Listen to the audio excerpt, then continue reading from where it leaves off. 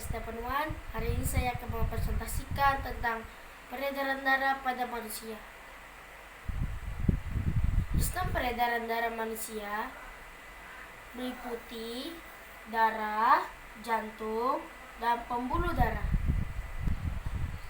Yang pertama, saya akan membahas tentang darah.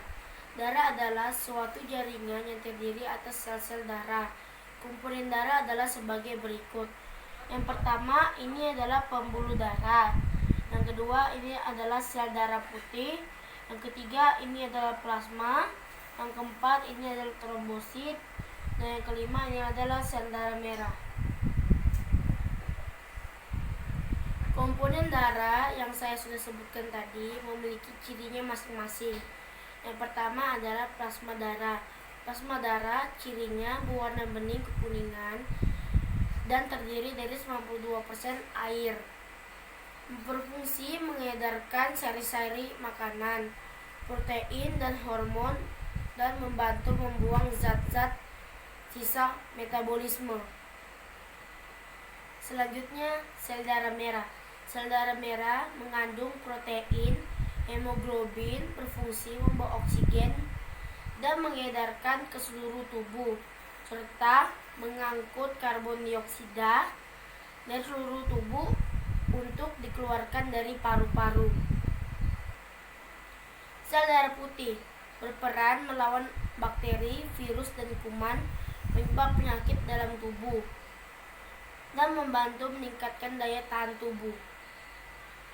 Selanjutnya, keping darah atau trombosit membantu proses pembukuan darah dan penyembuhan luka dan memperbaiki pembuluh darah yang rusak. Kita masuk ke nomor 2, yaitu jantung. Jantung adalah organ tubuh yang berfungsi memompa darah ke seluruh tubuh. Jantung terletak di rongga dada agak sebelah kiri. Ukuran jantung manusia dewasa kira-kira sekepal tangan orang dewasa dan beratnya 300 gram. Jantung manusia berdenyut 72 kali per menit. Jantung terdiri atas 4 bagian, yaitu yang pertama serambi kanan, lalu serambi kiri, bilik kanan, dan bilik kiri. Serambi kanan berfungsi memompa darah kaya akan karbon dioksida atau CO2 dari seluruh tubuh. Serambi kiri berfungsi memompa darah kaya akan O2 atau oksigen dari paru-paru. Selanjutnya, bilik kanan berfungsi memompa darah kaya akan O2, CO2 ke paru-paru. Selanjutnya, bilik kiri berfungsi memompa darah kaya akan O2 ke seluruh tubuh. Selanjutnya, yang ketiga adalah pembuluh darah. Pembuluh darah adalah saluran yang berfungsi sebagai tempat mengalirnya darah ke seluruh tubuh menuju jantung dan sebaliknya. Pembuluh darah ada beberapa macam. Yang pertama adalah pembuluh nadi atau arteri, yang kedua adalah pembuluh kapiler, yang ketiga adalah pembuluh vena. Pembuluh darah nadi atau arteri berfungsi mengalirkan darah keluar dari jantung. Pembuluh kapiler berfungsi menghubungkan arteri dan vena. Pembuluh balik atau vena berfungsi mengalirkan darah masuk ke jantung. Selanjutnya, saya akan menjelaskan manfaat peredaran darah yang lancar bagi tubuh. Ini adalah gambar peredaran darah di tubuh manusia. Yang warna merah ini adalah jalur sirkulasi darah segar. Yang warna biru ini adalah jalur sirkulasi darah lama.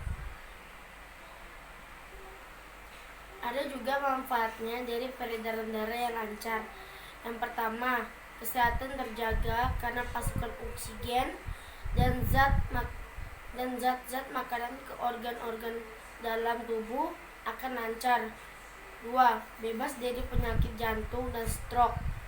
karena oksigen dan zat makanan yang ke jantung dan otak terpenuhi dengan baik. Yang ketiga adalah paru-paru.